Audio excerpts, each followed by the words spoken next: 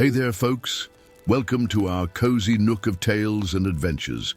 Today, like every episode, we're unlocking the doors of imagination to explore new worlds, meet fascinating characters, and experience unique emotions. I promise to take you on an unforgettable journey through the power of words. So get comfy, grab your favorite drink, snuggle into that perfect spot, and get ready to lose yourself in a new story. Leave the outside world behind for a while and dive with me into the depths of storytelling. If you enjoy our content and want to support the channel, consider hitting the subscribe button and giving the video a thumbs up. Now, without further ado, let's dive into today's story. The old oak of Durnhollow wept gold. For 10,000 years, the ancient tree had stood sentinel upon the borderlands, its massive roots plunging deep into the earth where the rolling hills of the elven Silverleaf Kingdom met the craggy foothills of the dwarven Ironhold Mountains. Its sprawling canopy had weathered countless storms, wars, and seasons, a silent witness to the rise and fall of empires. Now, as the first crimson light of dawn crept over the eastern horizon, amber droplets beaded upon its bark like jewels, catching the light and transforming the ancient sentinel into a beacon that could be seen for leagues in all directions. Reinhardt Stonehammer stood transfixed before the towering oak, his broad dwarven shoulders hunched beneath the weight of shame. The circlet that had once proudly adorned his brow was gone, broken during the ceremony that had stripped him of his title as Crown Prince of Ironhold. The memories of that night still haunted him. His sister Elira's terrified screams, the shadowy figures that had moved with unnatural speed through the royal chambers, and his own failure to reach her in time. Though the court pronounced her dead, no body had ever been found, only a pool of blood and the shattered remnants of her crystal pendant. You see it too, don't you? A melodic voice, cool as mountain water, broke through his reverie. Reinhardt's hand instinctively moved to the axe at his belt. Standing across the clearing was a figure that seemed to have materialized from the morning mist. Tall and lithe, with silver-white hair that fell in a cascade down her back, she bore the unmistakable features of elven nobility. But unlike the haughty elven dignitaries who occasionally visited his father's halls, her alabaster face was smudged with dirt, and her elegant robes were travel-worn and torn at the hem. "The visions," she continued, taking a step forward, one slender hand outstretched toward the bleeding tree. "The well of souls. The end of all things." Reinhardt's grip on his axe tightened. "Who are you to know what I've seen, elf? I am Cylindra, once High Priestess of the Moonfire Temple." Her violet eyes met his, and in them he saw the same haunted look that greeted him each morning in his reflection. "Now I am merely a heretic, condemned for questioning what should never be questioned." Behind her, the sun crested the horizon, bathing the clearing in golden light that made the bleeding sap of the old oak shimmer like liquid fire. As though responding to the dawn, a single droplet broke free from the bark and fell to the earth with a sound like a distant bell. "We don't have much time," Cylindra whispered.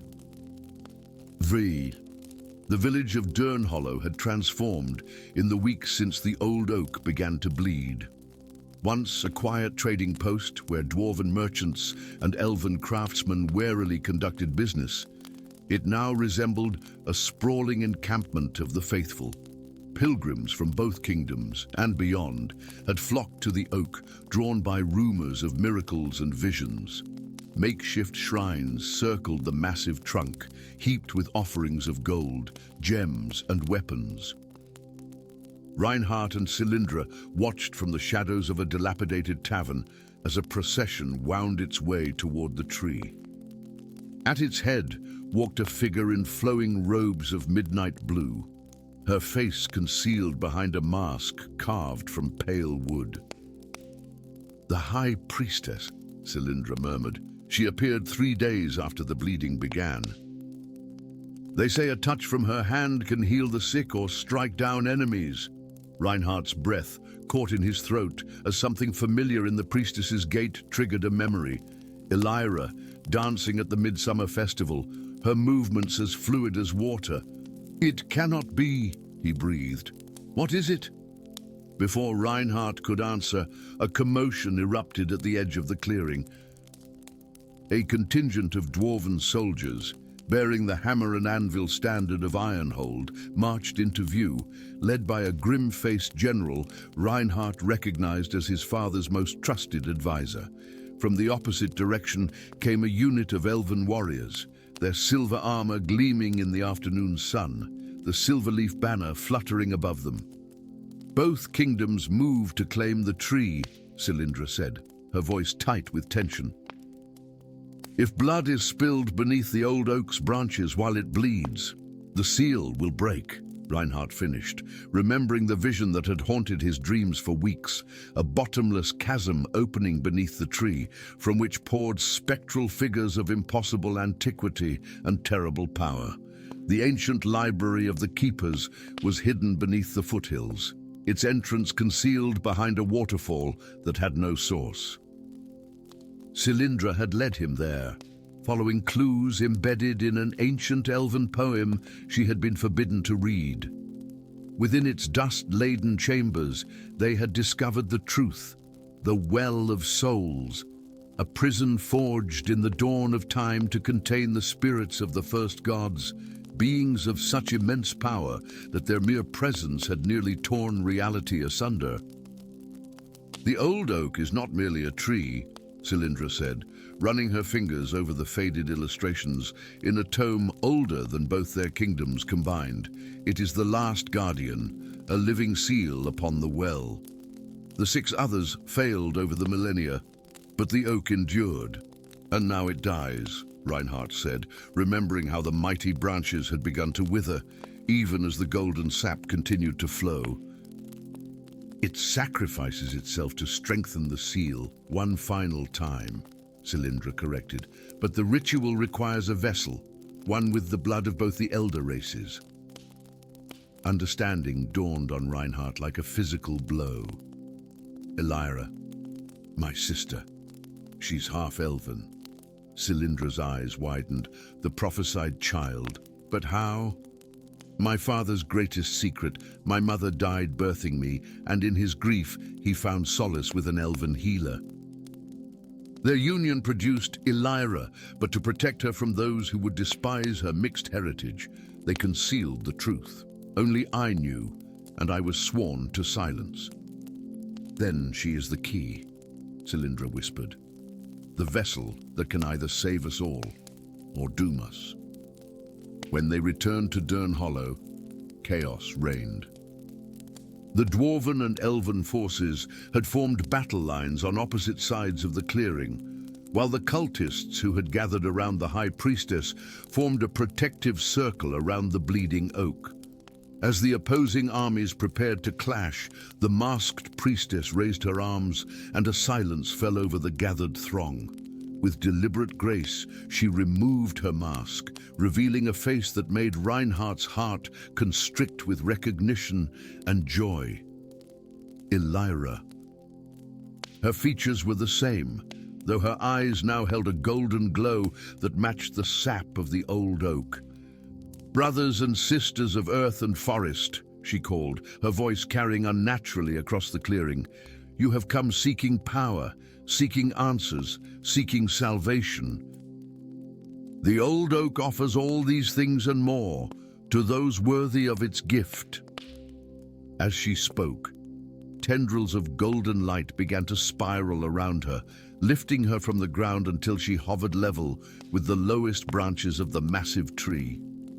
The sap flowed more freely now, running in rivulets down the ancient bark to pool at the base of the trunk. "Elira." Reinhardt broke from the crowd, pushing past startled cultists to stand beneath his sister. "What have they done to you?" Her golden gaze fell upon him, and for a moment recognition flickered in their depths. "Brother, you came, as the vision foretold. "Step away from her, dwarf." The commander of the elven forces drew his sword, its blade gleaming with enchanted light. "Hold!" Cylindra emerged from the crowd, her priestess's medallion, which she had kept hidden beneath her robes, now displayed openly around her neck. "This is the time of the renewal, foretold in the eldest scriptures. Interfere, and you doom us all." The golden light surrounding Elira intensified, and the ground beneath the old oak began to tremble. A crack appeared in the earth, from which emanated a cold blue radiance, and the distant sound of countless voices whispering in forgotten tongues. "The well opens." Elira's voice had changed, resonating with power that seemed to come from the tree itself. The choice must be made. Reinhardt felt a strange doubling of his vision. In one moment, he saw his sister suspended amid golden light. In the next, he glimpsed a terrified young woman trapped in the grip of a power beyond comprehension. "What choice?" he demanded, reaching toward her. "Elira, come down from there. Whatever they've told you, the Guardian's sacrifice," Cylindra said softly, moving to stand beside him. "Either the vessel accepts the Guardian's essence willingly, becoming the new seal for 1,000 years, or the Guardian dies and the well opens fully." Understanding crashed over Reinhardt like an avalanche. "No," he whispered. "There must be another way." "There is," Elira's voice, her true voice, broke through the otherworldly resonance. "Under the shared blood, the divided kingdoms, the fractured seal can be made whole, not by one sacrifice, but by many small ones." Her golden eyes moved from Reinhardt to Cylindra, then to the assembled armies, a drop of blood freely given by 100 souls of both kingdoms, not one imprisoned for eternity, but all bound in common purpose. As though guided by an unseen hand, Reinhardt drew his knife and, without hesitation, sliced his palm. Crimson droplets fell, mingling with the golden sap at the base of the tree. Beside him, Cylindra did the same, her elven blood shimmering with an inner light as it joined his. One by one, others followed. First the cultists, then hesitant soldiers from both armies, and finally the commanders themselves. As each drop fell, the blue light from the crack dimmed, and the golden glow surrounding Elira grew softer. When the 100th drop fell, the earth sealed itself with a sound like a sigh. The golden light flowed from Elira back into the old oak, whose withered branches suddenly burst into vibrant green leaf. Gently, she drifted to the ground, collapsing into Reinhardt's waiting arms. "Sister," he whispered, cradling her as he had when she was small. "You're safe now." Her eyes, now returned to their natural blue-violet hue, flickered open. "Did it work? Is the well sealed?" Above them, the old oak of Durnhollow stood renewed, its ancient bark no longer bleeding gold, but gleaming with an inner light that pulsed like a heartbeat. At its base, where the blood of 100 souls had mingled with the golden sap, tiny saplings had pushed through the soil, half with the silver-barked appearance of elven heartwoods, half with the sturdy, iron-hued trunks favored by dwarven foresters. "And not just sealed," Cylindra said, wonder in her voice as she gazed at the emerging grove. "Renewed. The Guardian is no longer alone."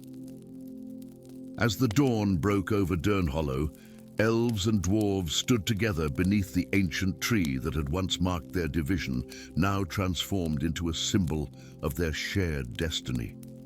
The old oak had wept gold, and in doing so, had planted the seeds of a new age. Story 2.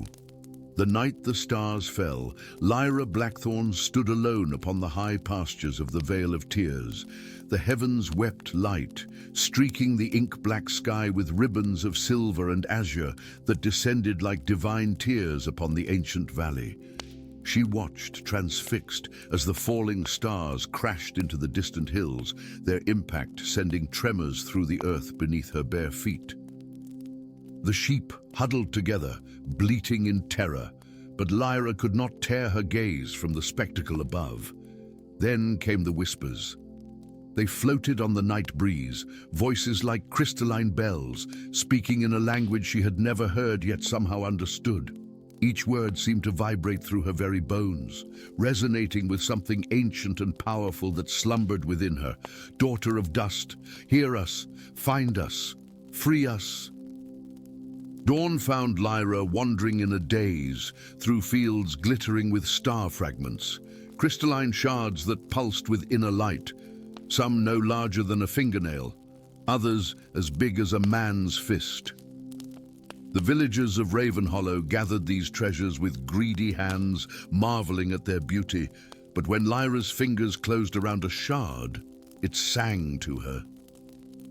Images flooded her mind, vast cosmic oceans, chains of divine light, and tears falling from eyes as large as worlds.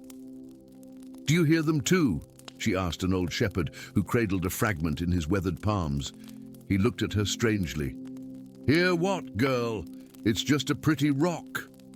By sunset, whispers of a different kind spread through Ravenhollow.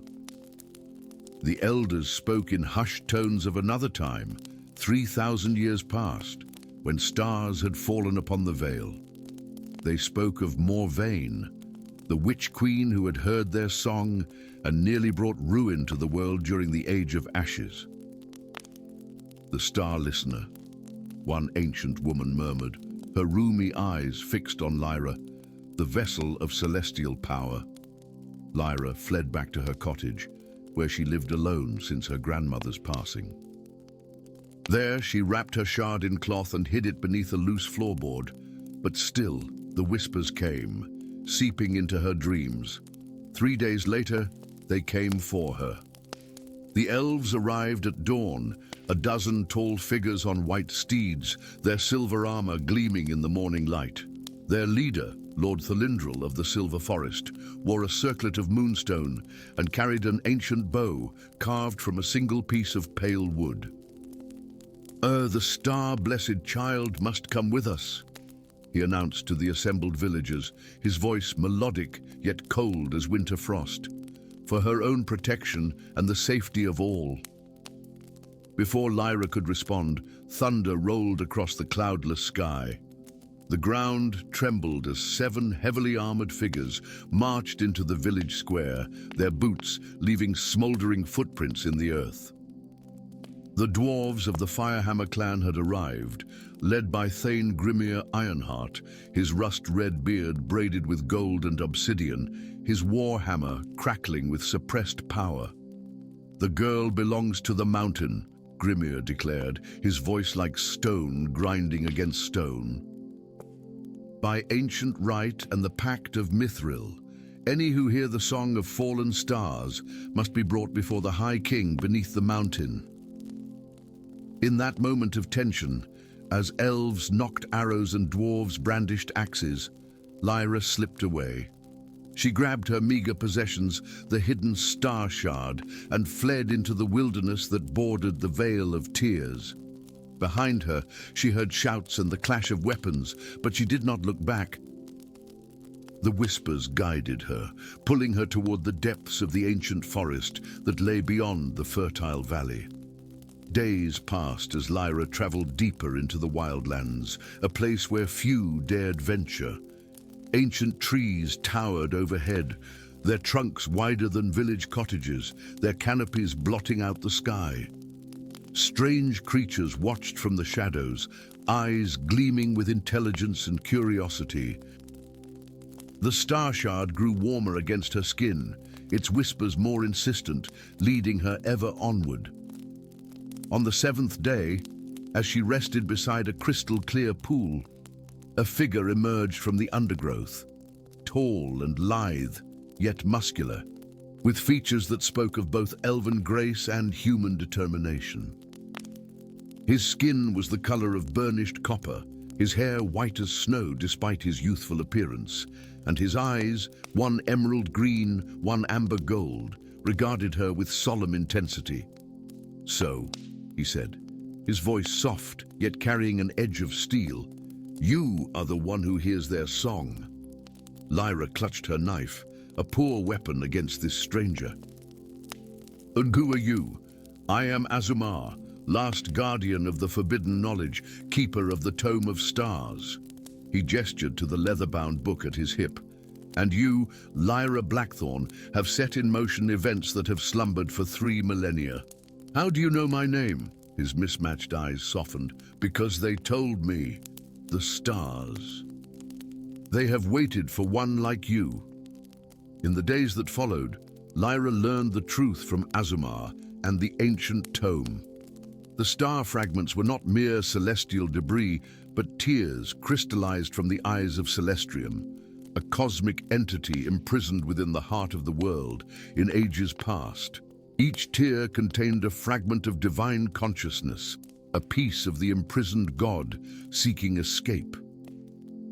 Morvain was not the villain of the tale, Azumar explained, as they sat before a campfire deep in the wild lands.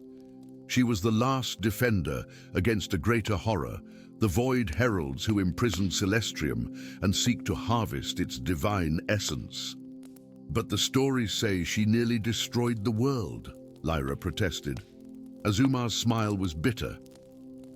"History is written by victors, and the void heralds walk among us, wearing mortal forms, shaping the narratives of our existence." As Lyra's understanding grew, so too did her power. The star shard melded with her flesh, becoming a luminous mark over her heart. She learned to hear not just the whispers of her shard, but the song of all fragments scattered across the land.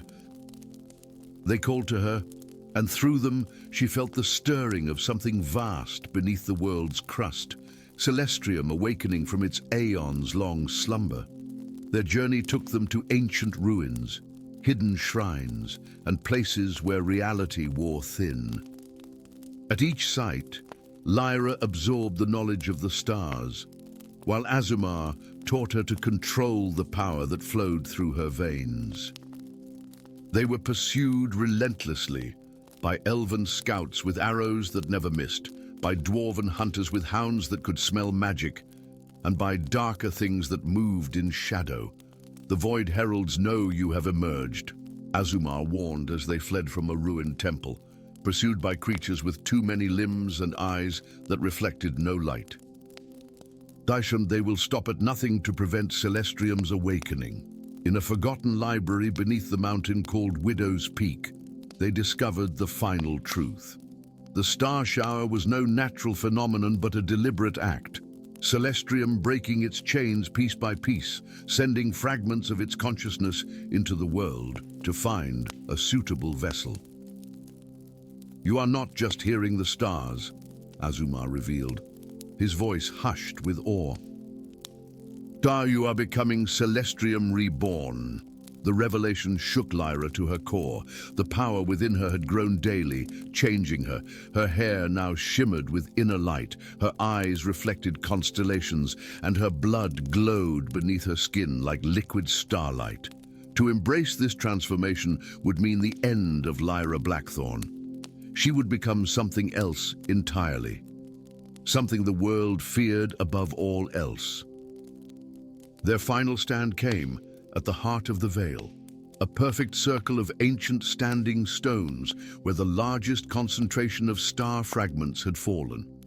There, beneath the light of a blood-red moon, the forces that had pursued them converged. Lord Thalindril and his elven warriors approached from the east, their arrows trained on Lyra's heart. Thane Grimir and his dwarven battlemasters marched from the west, their runes glowing with suppressed power.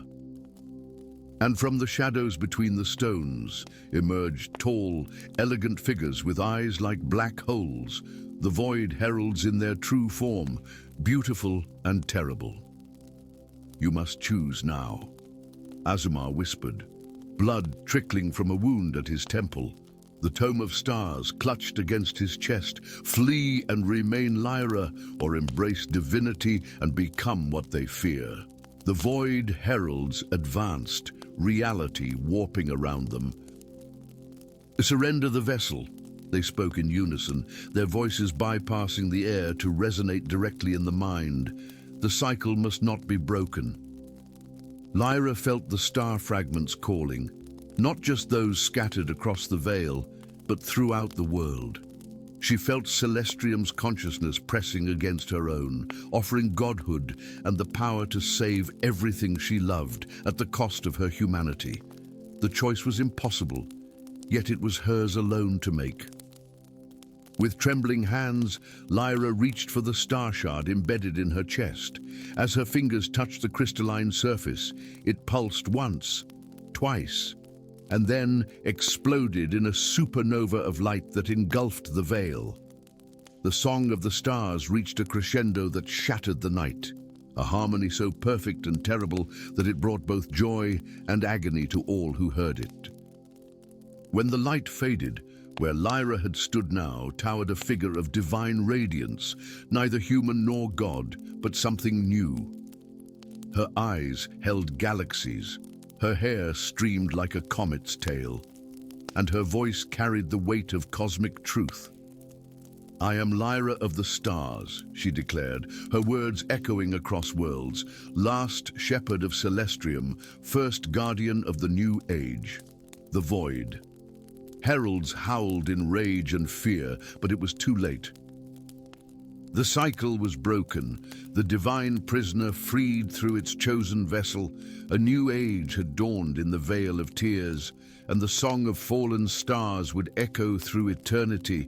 Yet somewhere, deep within the cosmic consciousness that Lyra had become, a shepherd girl from Ravenhollow still watched the stars and wondered about the path not taken. Story 3. The ancient spires of Duinthalas had long since surrendered to the embrace of the sea, yet beneath the gentle azure waves, secrets still slumbered in forgotten halls.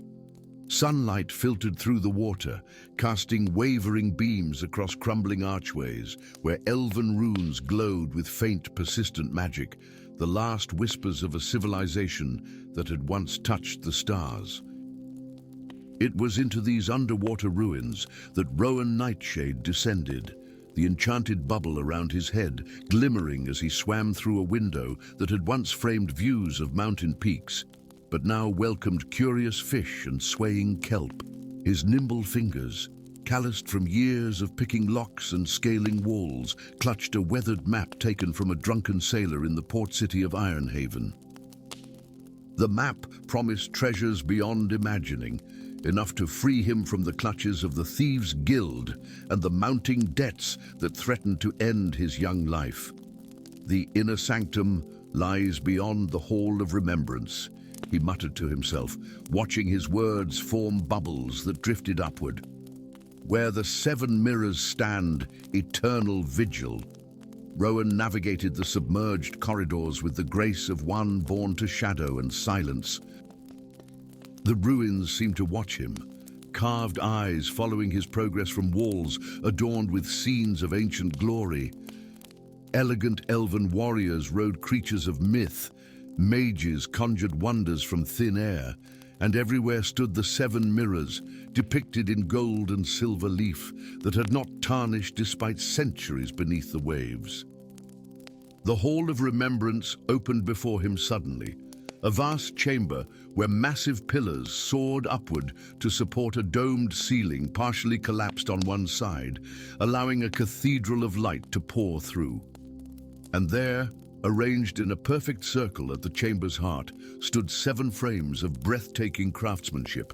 6 held only darkness, their reflective surfaces long since surrendered to time.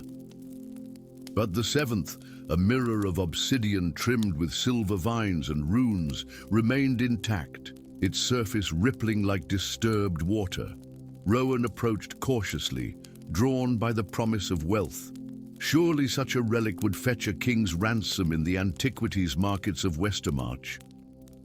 His reflection wavered in the dark surface, distorting, changing, showing not the lean, scarred face of a thief, but a figure crowned in starlight, hands outstretched to weave together threads of reality. "What sorcery is this?" he whispered, reaching out despite his instincts screaming caution. His fingertips brushed the surface, and the world shattered. Images flooded his mind, a white city burning, an army of shadow marching across fertile plains, a dwarf with eyes ancient as mountains ascending a throne of crystal, and 7 mirrors blazing with power enough to unmake reality. Rowan screamed, but no sound emerged, only bubbles that raced toward the surface, carrying his terror to the world above. When the vision subsided, Rowan found himself no longer underwater, but sprawled on cold marble in a chamber lit by floating orbs of pale blue light. The mirror stood before him, now a doorway through which he had somehow passed. Beyond its frame, the underwater ruins of Duinthalas continued their slow dance with the currents. "So the Weaver has come at last," spoke a voice like silver bells, musical yet weighted with sorrow. Rowan spun, daggers appearing in his hands with practiced ease. A woman stood watching him. No, not a woman. Her ears tapered to elegant points, her eyes held the golden luminescence of captured sunlight, and her skin bore the faint iridescence of pearls. An elf, a creature most humans believed existed only in children's tales. "I am Elaenia, last priestess of the mirrors," she said, making no move to approach. "And you have awakened the first mirror and set in motion what was written eons ago." "I don't know what you're talking about," Rowan replied, backing toward the mirror portal. "I'm just a thief looking for treasure?"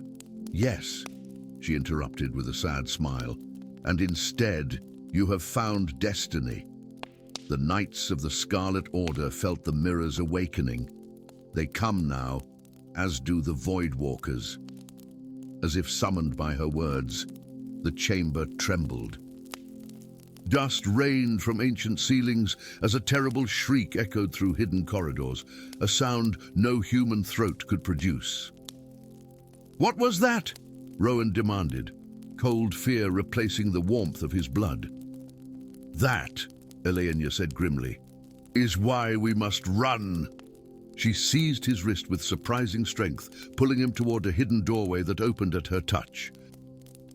The prophecies spoke of this day, when the Teshelno do Destino, the Weaver of Destiny, would awaken the first mirror and begin the unraveling of Mortalian's plans. They fled through passages that seemed to fold in on themselves, defying the laws of nature. Rowan glimpsed chambers where stars burned in miniature constellations upon the ceiling, libraries where books floated like birds between shelves, and gardens where plants of crystal and pearl grew in impossible geometries. "This is the sanctuary between," Elaenia explained as they ran, "the last bastion of Duinthalas that remains untouched by time or tide, hidden between heartbeats of reality." Behind them, the shrieking grew closer. Rowan caught glimpses of writhing shapes in shadows that moved against the light, of eyes that opened where no eyes should be. "Void Walkers!" Elaenia spat the word like poison. "Servants of Mortalion, drawn to the mirror's awakening." "Who is Mortalion?" Rowan gasped as they emerged onto a balcony overlooking an impossible vista. A valley that could not exist beneath the sea, where crystal spires rose toward a sky filled with aurora lights that danced like spirits. Elaenia's face darkened. The Archduke of the Sundered Crown. Once he was Drakarth Ironheart, wisest of the Dwarf Lords, who forged an alliance with the Elves of Duinthalas. When the cataclysm came and the city sank beneath the waves, most perished. But Drakarth, he found the mirrors, used their power, became something other, a dwarf no longer bound by mortality or compassion. She pulled him into another corridor as the balcony behind them frosted over with unnatural ice, the advance warning of approaching voidwalkers. "And what does he want?" Rowan demanded. "To rewrite history, to undo what was done. The 7 mirrors of Dwinthalas show not mere reflections, but pathways to futures, to pasts, to what might have been or what yet could be. Together, they grant power over the very fabric of destiny." They reached a circular chamber where a pool of silver liquid reflected not the ceiling above, but a night sky filled with unfamiliar constellations. "Why me?" Rowan asked, the question that had burned in him since the mirror's touch. "Why am I this weaver?" Elenia's golden eyes studied him with ancient wisdom. "The mirrors choose their wielder. For 3,000 years, they have waited for one whose thread in the tapestry of fate is loose enough to pull without unraveling the whole." She placed her hands on his shoulders, and visions flickered behind his eyes. Himself finding the other mirrors, each granting him greater power to glimpse and alter the flow of time, to see the threads of possibility and pluck them like harp strings. "You must find the 6 remaining mirrors before Mortalian's servants do," she said urgently. "Each is hidden where time and space grow thin, at nexus points throughout the realms. The next awaits in the crystalline forest, where trees of glass chime songs of forgotten magic." A crash echoed from the corridor behind them. The Voidwalkers had broken through. "We have no time," Elenia hissed, pressing a silver key into Rowan's palm. This will guide you to the second mirror. I will hold them here." "I'm just a thief," Rowan protested, panic rising. "I steal trinkets from nobles' homes. I'm not some prophesied hero." Elenia smiled sadly. "None of us choose our destiny, Rowan Nightshade. We merely walk the path laid before us, hoping our steps do not falter at crucial moments." She pushed him toward the pool, which swirled at his approach. "The threads of fate are in your hands now. With each mirror you claim, you will gain power to see and shape possible futures. But beware, such power corrupts even the purest heart. Remember why you seek the mirrors, not for power, but to prevent Mortalion from unmaking all that is." The door to the chamber burst open, revealing creatures of nightmare, beings of shadow and void, their forms constantly shifting like smoke, but with too many limbs, too many eyes, all fixing upon Rowan with hungry intent. Elenia raised her hands, which blazed with silver fire. "Go," she commanded, as light erupted from her palms to hold back the darkness. Rowan hesitated only a moment before diving into the pool, which was neither water nor air, but something between, a liquid gateway that pulled him through reality itself. His journey had only just begun. 6 mirrors remained, scattered across lands of wonder and peril. With each, his power would grow, as would the corruption it seeded within his heart. And always, Mortalion's servants would hunt him, their master determined to possess what only Rowan could now claim. In the Crystal Palace catacombs, where the final confrontation would come, Rowan would learn the truth. That Mortalion sought not dominion, but redemption, a chance to undo the betrayal that had condemned his family to eternal suffering. The Archduke's immortality was not a gift, but a curse, punishment for a crime he had not committed.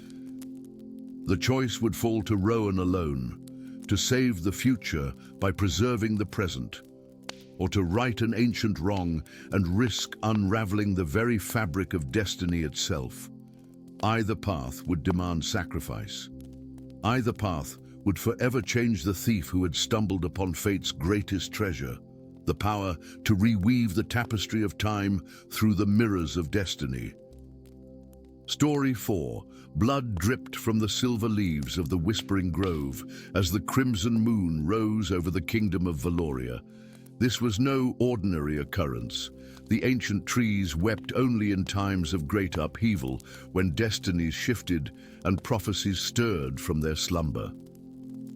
In the highest tower of Silver Mist Palace, elven Queen Ethel cried out as her child entered the world, while far below in the royal chambers, courtiers whispered anxiously of the tree's omen. "A daughter," announced the midwife, her voice trembling as she presented the infant to the exhausted queen. The child was extraordinary, skin pale as moonlight with a faint shimmer of silver, eyes of amber flecked with emerald, and most telling of all, ears that tapered to delicate points yet were shorter than an elf's should be. The mark of mixed blood was undeniable.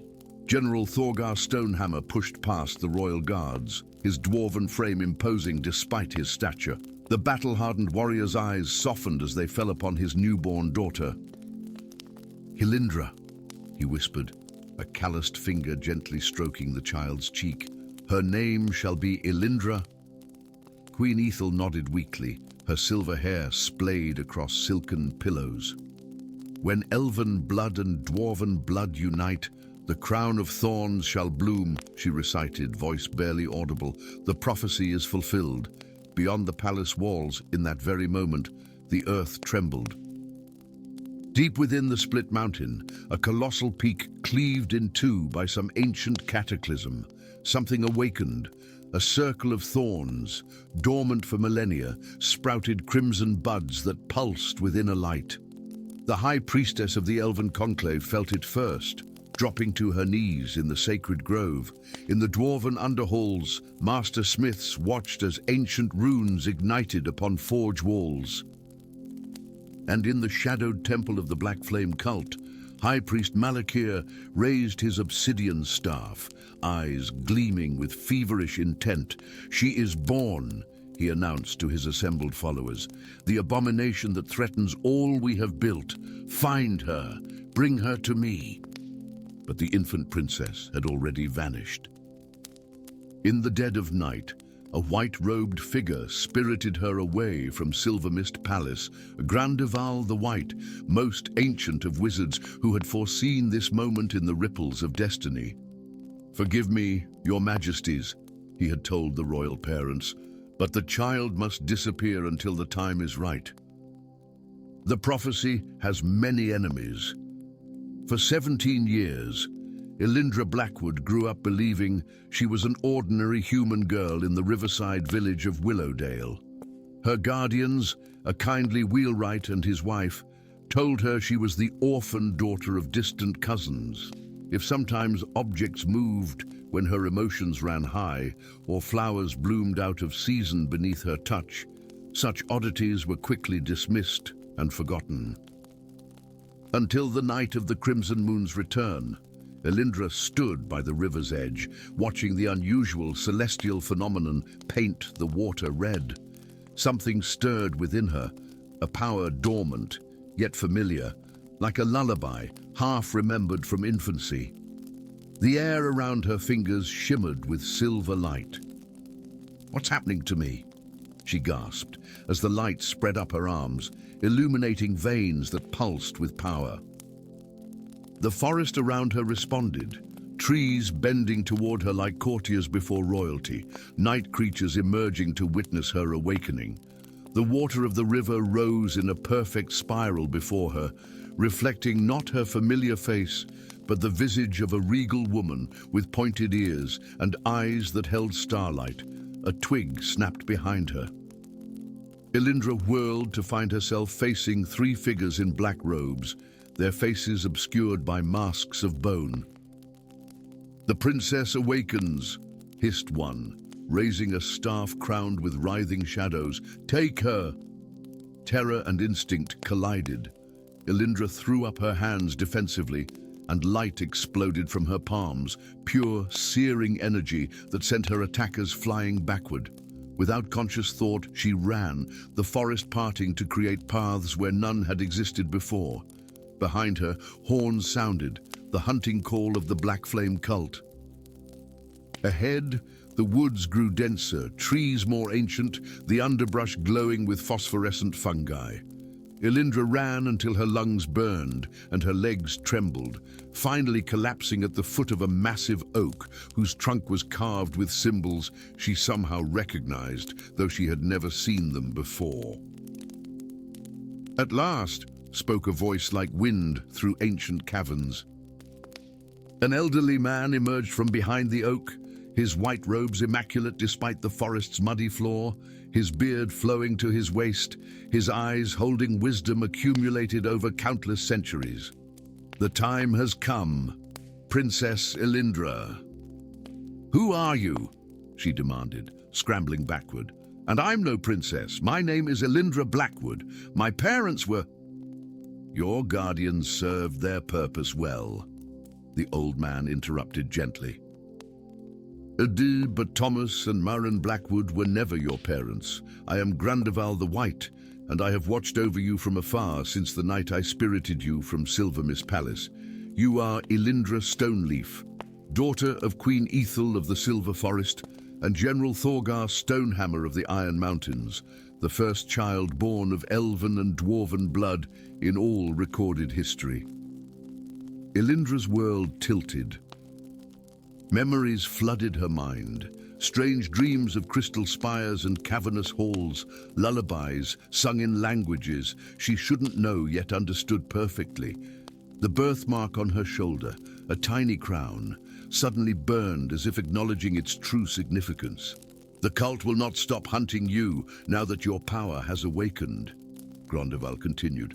"And worse, I bring grave tidings. Your parents have been captured by High Priest Malakir.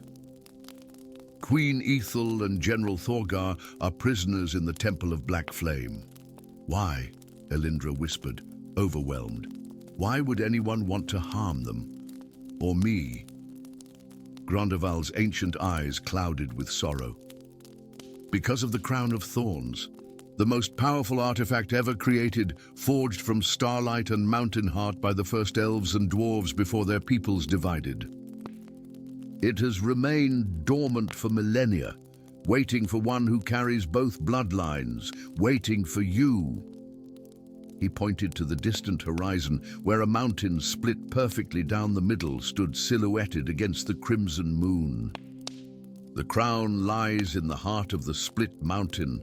Malakir believes that if he sacrifices your parents during the blood eclipse, he can claim the crown for himself and rule both kingdoms.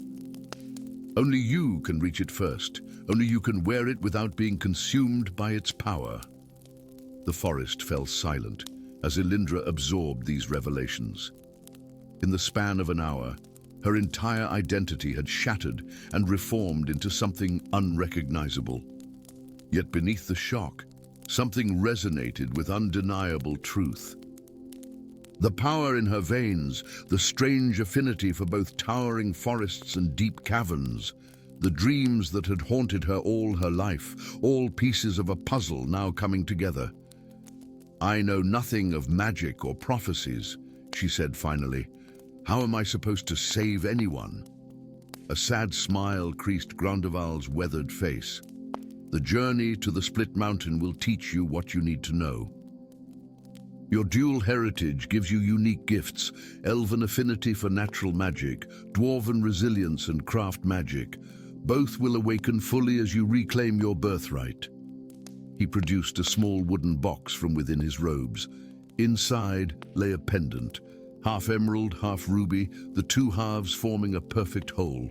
"This was to be given to you on your coming of age," he explained as he placed it around her neck. "It will guide you to those who remain loyal to the old alliance between elves and dwarves. You will not journey alone." Dawn found Elindra and Grandeval traveling east toward the Split Mountain. The wizard explained more as they journeyed, how her parents' forbidden love had reignited an ancient prophecy, how the Black Flame cult sought to prevent the reunification of elves and dwarves to maintain their influence over both kingdoms. But who is Malakir?" Elindra asked as they paused by a stream. "What drives such hatred?" Grondeval's expression grew troubled. "That is perhaps the greatest tragedy of all.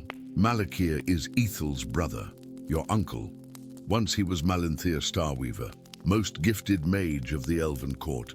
He opposed your parents' union not out of malice, but fear. Fear of the prophecy and the change it would bring.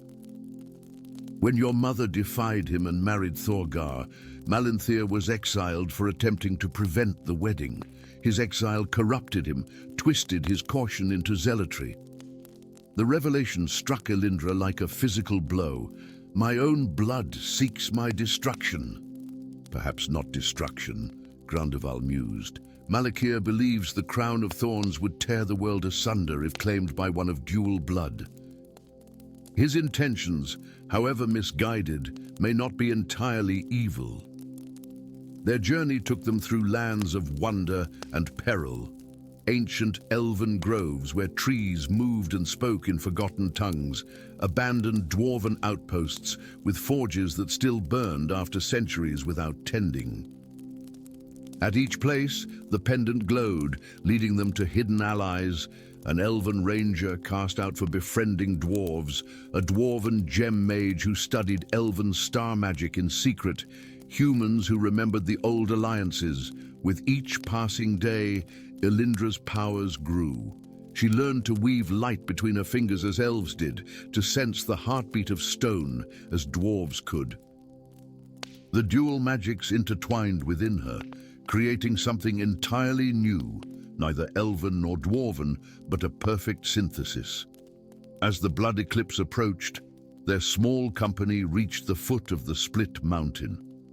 The perfect division in the peak revealed a narrow path leading inward, glowing with ancient runes. The pendant at Elindra's throat pulsed with increasing urgency. "This is where I must leave you," Grondeval said solemnly. "The inner sanctum will admit only one of dual blood." "What will I find within?" Elindra asked, her voice steady despite her fear. The old wizard smiled. "The truth, and a choice. Remember, prophecies show possible futures, not certainties. Your destiny is your own to shape." The path into the mountain was narrow, the walls close enough to touch on either side. With each step, Elindra felt the weight of history pressing upon her, the ancient schism between elves and dwarves, the prophecy her very existence had fulfilled, the crown that waited at the journey's end. The dual magic in her blood responded to the mountain's power, illuminating her path with silver-gold light. At the heart of the mountain, she found a perfect spherical chamber. In its center floated the crown of thorns, a circlet of intertwined silver and gold, studded with gems that captured the light of stars and the fire of the forge. Thorns of crystal spiraled outward from it, beautiful and terrible. And before it, chained to twin pillars of obsidian, knelt her parents, Queen Ethel and General Thorgar, wounded but alive.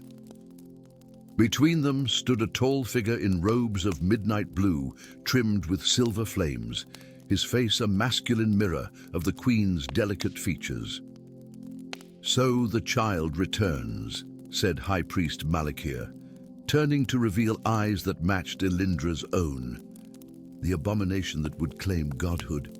"Uncle," Elindra replied softly, the words strange on her tongue. Something flickered in Malakir's expression, surprise, perhaps even pain.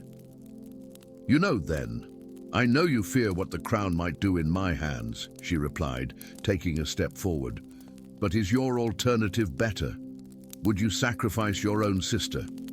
To save the world from chaos? Yes." Yet his voice wavered. "The crown was never meant for one person to wield. It contains the unified power of two peoples who were meant to remain separate. If you claim it, the power will tear reality apart." Elindra studied the crown, feeling its pull on her dual heritage. "Or perhaps it will finally heal what was broken. Perhaps that was always its purpose." She stepped forward, her parents' eyes following her movement. The choice lay before her: claim the crown and risk the unknown consequences of its power, or surrender it to Malakir's fear. The blood eclipse reached its zenith, crimson light filtering through crystal apertures in the chamber's ceiling. The crown of thorns bloomed fully, its crystal thorns extending like reaching fingers. In that moment of perfect balance, Elindra made her choice, not for power, but for healing, not to rule, but to unite. As her fingers touched the crown, Valoria trembled on the cusp of a new age. The thorns would either tear the world asunder or bind its wounds closed, and only Elindra, daughter of two worlds, could determine which prophecy would bloom into reality. Story 5. The Whispering Forest of Erythil did not earn its name by chance. As twilight descended upon the ancient woods, the leaves conversed in secrets older than the kingdoms of men. Massive trees with bark of deepest emerald reached toward skies painted in violet and amber, their canopies forming natural cathedrals where shafts of fading sunlight danced with motes of luminescent pollen. But tonight, the whispers carried warnings, urgent, fearful murmurs that rippled from the heart of the forest to its outermost sentinels. Alaric Storm Whisper felt the disturbance in his bones. The last guardian druid of Erythil stood before the Veil Stone, a monolith of obsidian that towered 3 times the height of a man, its surface etched with runes that glowed with a pulsing azure light.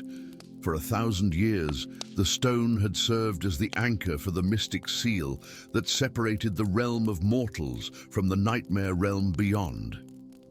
Tonight, that light flickered like a candle in the wind.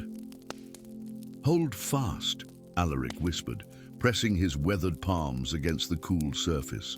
His emerald robes, woven with threads harvested from moonlight and adorned with symbols of ancient power, shimmered as he channeled his magic into the failing seal. Silver hair framed a face that appeared both young and ancient, skin smooth yet eyes that had witnessed centuries come and pass. Just a little longer.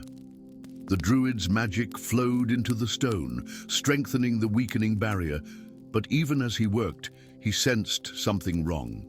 The seal should not be failing, not yet. The stellar convergence, when the 7 sacred stars aligned and the boundaries between worlds grew thinnest, was still 3 moons away. Something, or someone, was testing the barrier, probing for weaknesses with deliberate intent. A shadow moved at the edge of the clearing, too solid to be a trick of the fading light, too silent to be a forest creature. Alaric turned, his staff raised defensively, emerald crystals at its crown blazing to life. "Show yourself," he commanded, his voice carrying the authority of the ancient guardians. A figure stepped from the shadows, clad in the midnight blue robes of the Council of Mages. Seraphel the Luminous, Archmage of the Eastern Spire, regarded Alaric with eyes like chips of winter ice. "Guardian." Seraphel greeted him with a slight bow that didn't reach his eyes. The Council grows concerned. Reports of shadow creatures in the outlying villages have reached the Alabaster Citadel. Alaric lowered his staff slightly but did not extinguish its light. Relations between the solitary druids and the organized mages of the council had been strained for generations. "The seal weakens before its time," Alaric admitted, gesturing to the flickering runes. "Something presses against it from the other side, something with purpose." Seraphel approached the stone, his movements graceful yet measured. The Archmage was renowned across the 7 kingdoms for his mastery of celestial magic, his spells of light and revelation sought by kings and queens when darkness threatened. Yet as he studied the stone, something in his expression made Alaric's instincts bristle with warning. "Perhaps," Seraphel suggested, "the old ways are failing. Perhaps the council should assume responsibility for the seal." Before Alaric could respond, a piercing shriek shattered the twilight calm. At the edge of the clearing, the air rippled like heat above summer stones, and a tear appeared, a jagged wound in reality itself. Through this rift poured a creature of nightmare, spindly limbs ending in razor claws, a body like oil-slick shadow, and eyes that burned with hungry crimson light. "Avoid Stalker," Alaric shouted, raising his staff. Emerald energy burst forth, encircling the creature in binding light. But instead of aiding him, Seraphel stepped back, observing with cold calculation as Alaric wrestled with the entity. Only when a second rift began to form did the Archmage finally act, raising his hands to unleash a blinding flash of silver light that sealed the tears and banished the creature back to its realm. "The situation is worse than we feared," Seraphel declared, his voice carrying an undercurrent of something Alaric couldn't quite identify. "I must report to the full council immediately." 3 days later, Alaric stood before the Council of Mages in the Alabaster Citadel, a tower of gleaming white stone that soared above the human capital of Luminara. 7 Archmages sat in judgment, their expressions grave. But it was not concern for the weakening seal that darkened their countenances. It was accusation. "Alaric's storm whisper," intoned Grand Archmage Morveus, his voice echoing in the circular chamber. "You stand accused of the most heinous betrayal. Evidence has been presented that you have been deliberately weakening the seal, communing with the entities beyond for personal power." Shock rendered Alaric momentarily speechless. "That is absurd. I've dedicated 8 centuries to maintaining the seal." "We have testimony," Seraphel interrupted smoothly, "from witnesses who observed you in communion with a void stalker. The creature did not attack you, but seemed to respond to your commands." Understanding dawned with horrible clarity. "You orchestrated this," Alaric hissed, eyes locked on Seraphel. "You somehow weakened the seal yourself." But his protests fell on ears already convinced of his guilt. By sunset, judgment had been passed. Exiled from the 7 kingdoms, forbidden to approach the Veilstone or practice the ancient magics of the guardian druids. As palace guards escorted him to the kingdom's borders, Alaric watched storm clouds gather over the distant whispering forest. Without its guardian, the seal would continue to weaken. By the time of the stellar convergence, nothing would prevent the horrors of the nightmare realm from pouring through, unless he could find another way. The Crystal Mountains lived up to their name. Massive peaks of quartz and amethyst caught the morning light, fracturing it into dazzling rainbows that danced across snow-covered slopes. Here, far from the jurisdiction of the council, Alaric sought refuge among the only people who might remember the ancient pacts, the Dwarves who had helped forge the Veilstone in the First Age. The journey had not been kind. Stripped of his guardian regalia and forced to travel through wilderness to avoid council patrols, Alaric's once regal appearance had given way to that of a weathered wanderer. His silver hair hung in tangles, his emerald robes tattered and stained, yet the power within him remained undiminished, if more carefully concealed. The entrance to the dwarven kingdom of Crystalhome was disguised as a sheer cliff face, invisible unless one knew the precise location of the hidden runes that would reveal the entrance.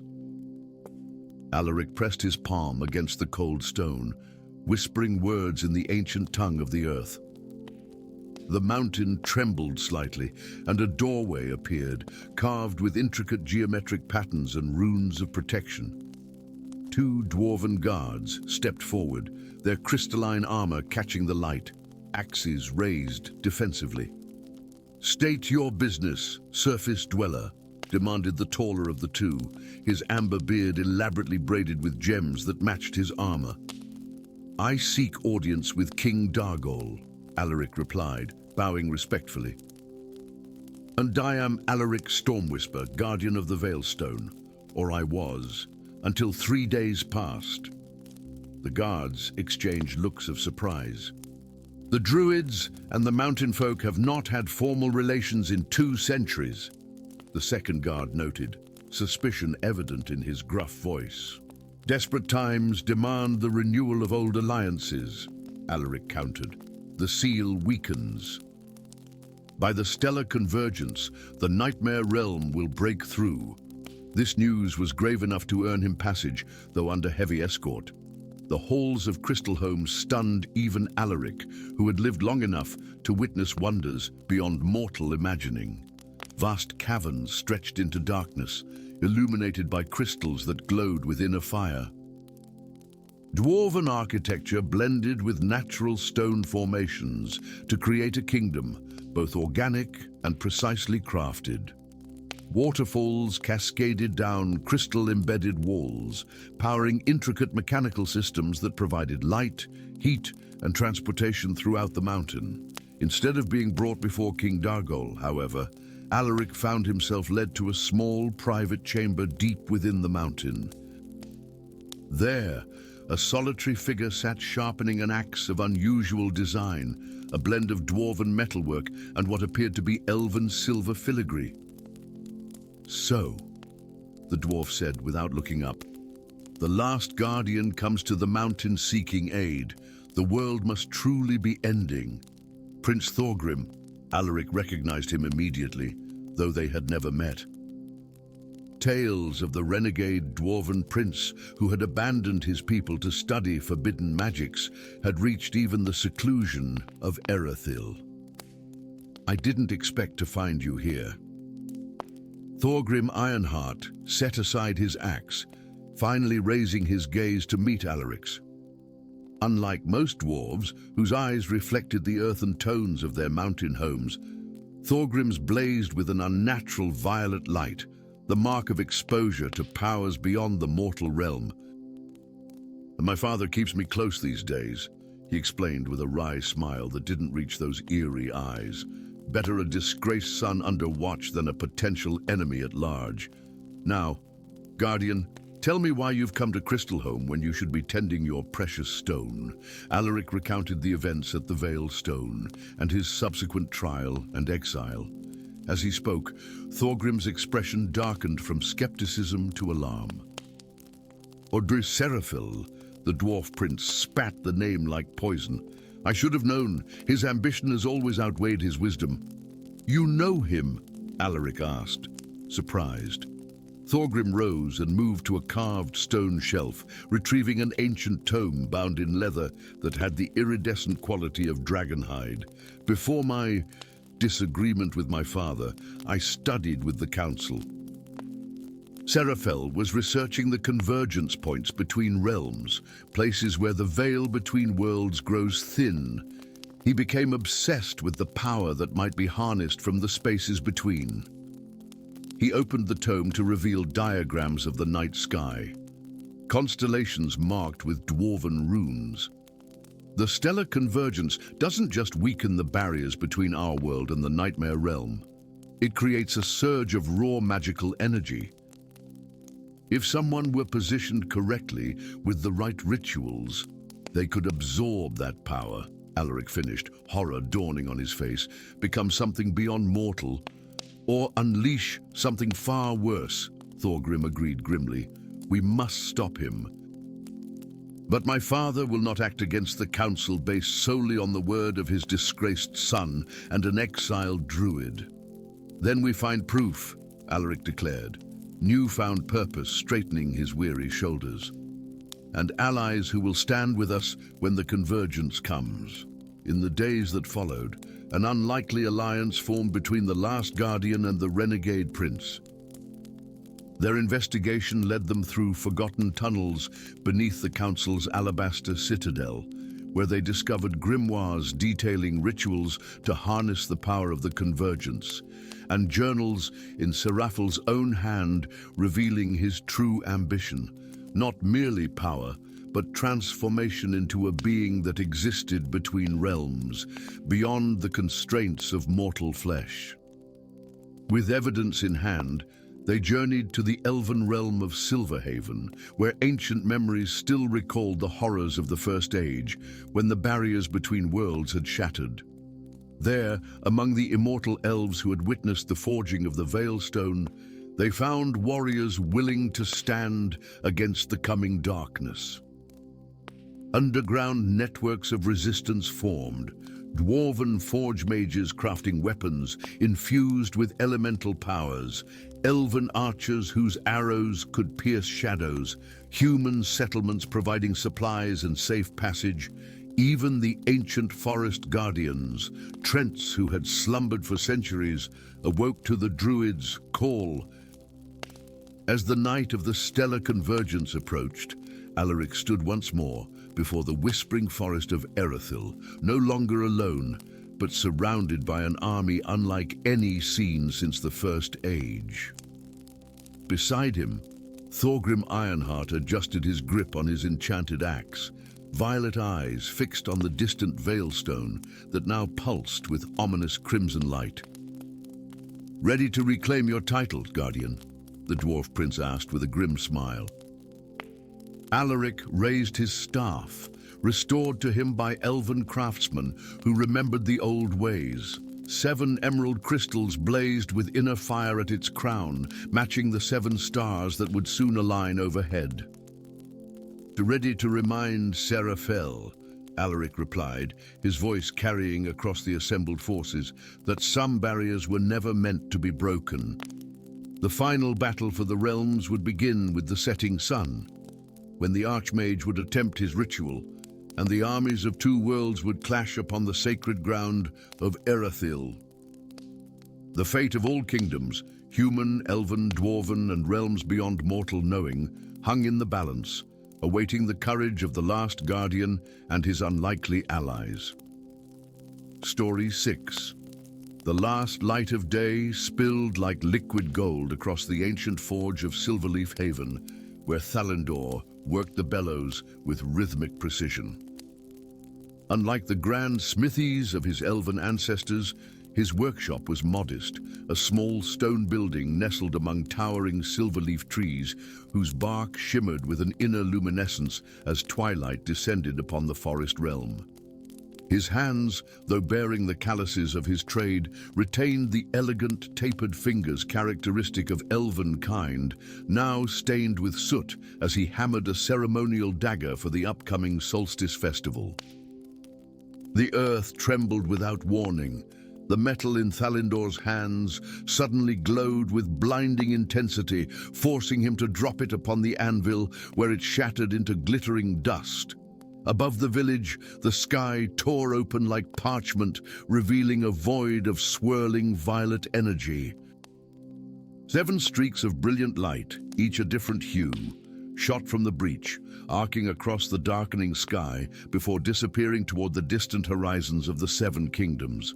As villagers poured from their dwellings, pointing skyward in alarm, Thalendor felt a sharp pain in his chest. An ancient memory stirred within his blood, knowledge passed down through his lineage but dormant until this moment. He staggered into his private chamber and pulled a volume bound in silverwood from a hidden compartment beneath the floorboards. The book, passed from master smith to apprentice for 20 generations, fell open to a page illustrated with an exquisite rendering of a sword wreathed in dawn light.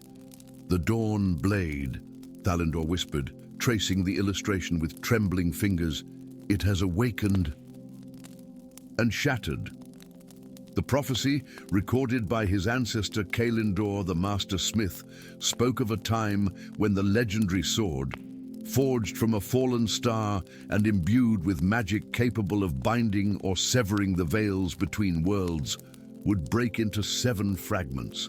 Its sundering would herald the return of Morsigan, the Shadow Lord, from his prison beyond the Veil of Stars.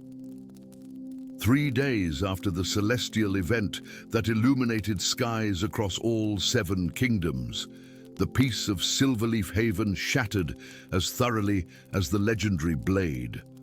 Royal guards from the Elven High Court arrived at dawn, their armor gleaming like captured moonlight, their expressions grave beneath winged helmets.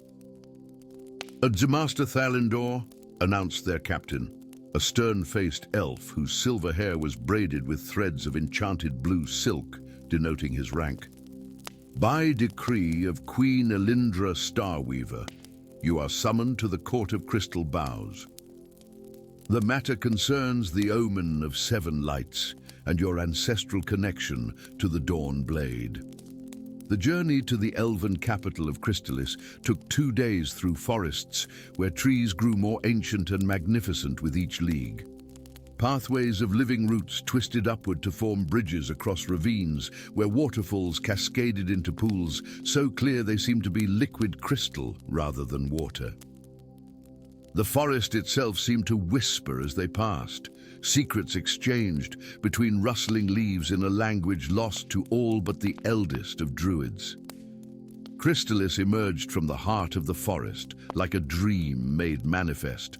Towers of living crystal and silver-bark trees, grown and shaped over millennia into soaring spires that caught the light in hypnotic patterns. Elven nobles moved with ethereal grace through suspended walkways and terraces, festooned with bioluminescent flowers that pulsed gently in time with ancient songs. The Court of Crystal Boughs lived up to its name. A vast chamber where the interwoven branches of 12 great silverleaf trees formed walls and ceiling, their leaves a canopy of shifting silver and green. Upon a throne formed from the heart of the largest tree sat Queen Elindra, her ageless face bearing the serene wisdom of 6 centuries of rule. Thalindor, descendant of Kalindor the Master Smith, she addressed him, her voice musical yet weighted with authority. The Dawn Blade has shattered, as was foretold. Already, darkness stirs in the forgotten places of the world. With a gesture, she revealed a scrying pool where shadows writhed beneath the surface of still water, images formed of borders where blight had begun to creep across once verdant lands, of creatures with too many limbs and eyes, like smoldering coals emerging from fissures in barren earth. The first fragment has been located, the Queen continued. It lies in the obsidian halls of Khazgorum, the dwarven kingdom beneath the Ironspine Mountains. Thalindor's heart sank. Relations between elves and dwarves had deteriorated over the past century, with trade agreements collapsing and diplomatic envoys returning with tales of insults and distrust. The halls of Khazgorum had been closed to elvenkind for 2 decades. I will send an emissary to King Thoradin, he began, but the Queen raised a hand to silence him. You misunderstand your role, Smith, she said, her eyes reflecting starlight. You are the Forgeborn, the last descendant of the one who created the Dawn Blade. Only one with Kalindor's blood can safely handle the fragments and reforge the blade. But your majesty, I am a simple village smith. I have not the skill to recreate an artifact of such power. The knowledge sleeps in your blood, waiting to awaken, she replied with certainty, and you shall not journey alone. At her signal, guards escorted in a figure so unexpected that whispers of shock rippled through the assembled court. She stood barely reaching Talindor's chest, her sturdy frame encased in armor of burnished bronze, inlaid with geometric patterns of gold and deep blue gems. A beard, shorter than a male dwarf's but still luxurious by elven standards, was braided intricately along her square jaw, adorned with beads of mithril and sapphire. Her eyes, sharp as cut emeralds, regarded the elven court with barely concealed disdain. I present Princess Durinia Ironheart, Queen Elindra announced, daughter of King Thoradin of Khazgorum and bearer of the royal bloodline's earth sense. She will guide you through the dwarven kingdoms and lend her considerable skills to your quest. The dwarf princess bowed with precise formality that somehow managed to suggest she found the entire affair beneath her dignity. My father sends his regards, she said, each word crisp as mountain air, and reminds the elven court that this arrangement is temporary and born of necessity, not reconciliation.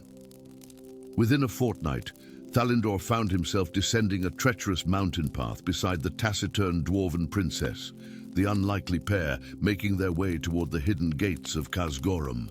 Their relationship had progressed from icy silence to grudging communication, though tension remained palpable between them. Your people tell a very different tale of the Dawn Blade's creation, Durinia remarked, as they sheltered in a cave during a sudden mountain storm, her fingers expertly striking flint to tinder. They claim Kalendor forged it alone, using elven star magic. Thalindor nodded, unpacking provisions from his enchanted satchel. That is what our histories record. Yes, the dwarf princess snorted, a sound somewhere between amusement and contempt. Convenient how your histories forget Barundin Stonesong, the dwarven rune master who provided the enchantments that allowed the blade to bind the Shadow Lord. I've never heard this name, Thalindor admitted, surprise evident in his voice. Of course not, she replied, the fire catching and illuminating her features with dancing orange light. Just as your histories likely omit that Morsigan was once an elven high mage before his fall to shadow. The revelation struck Thalindor like a physical blow. That cannot be true. Morsigan was a creature of pure darkness, born from the void between stars. Durinia's emerald eyes reflected the firelight as she regarded him steadily.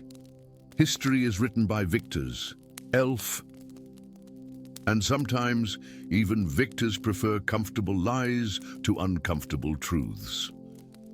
Their arrival at Khazgorum revealed wonders that few elves had witnessed in living memory. Massive gates of mithril and iron swung inward to reveal a kingdom carved within the living mountain. Vast halls where pillars rose like ancient trees of stone, their surfaces covered in runes that glowed with inner fire. Bridges of intricate stonework spanned chasms where molten rock flowed like rivers of liquid flame. Markets bustled with commerce, the air rich with the sense of forge fire, exotic spices, and the distinctive malty aroma of dwarven ale. In the Obsidian Archives, a library whose shelves were hewn from volcanic glass, they discovered ancient scrolls that revealed truths long buried. The Dawn Blade had indeed been a collaboration between elf and dwarf, created during an age when the two races had been allies against the growing threat of Morsigan, once the most gifted elven mage of his generation, before his pursuit of forbidden knowledge corrupted his soul. The sword was never meant to destroy him, Thalindor realized as he translated the ancient script.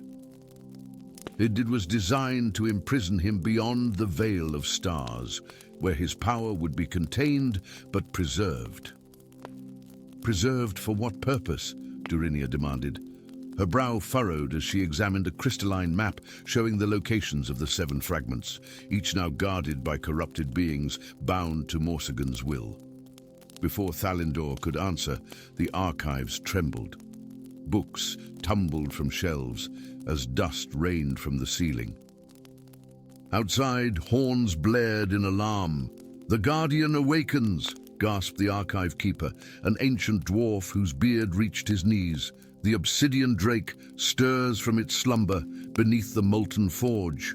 The first fragment of the Dawn Blade, a piece of the hilt carved with symbols of binding, rested in a chamber beneath the great forge of Khazgorum, guarded by an ancient drake corrupted by proximity to the shard's uncontained magic.